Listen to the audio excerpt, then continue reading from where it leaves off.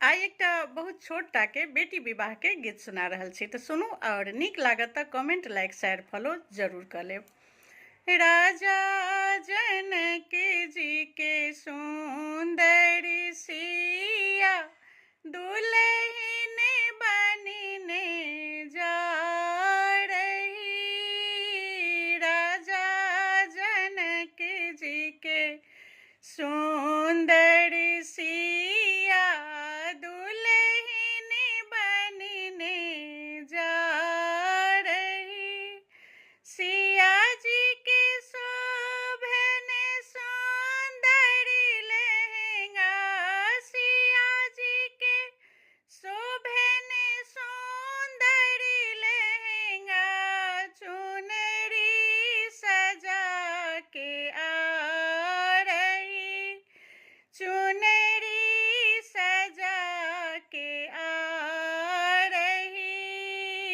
राजा जनक जी के सुंदर सिया दुल्हन बनिने जा रही।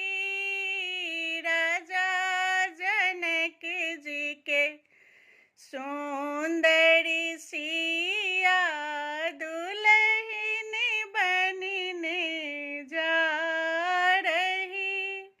सिया जी के शोभन सुंदर टीका, सिया जी के शोभन सुंदर टीका, बिंदिया सजा के आ रही।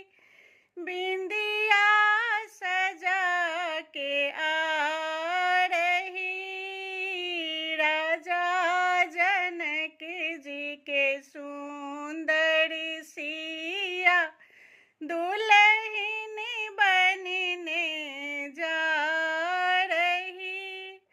सिया जी के शोभन सुंदर कंगना, सिया जी के शोभन सुंदर कंगना, सिंदूर सजा के आ रही।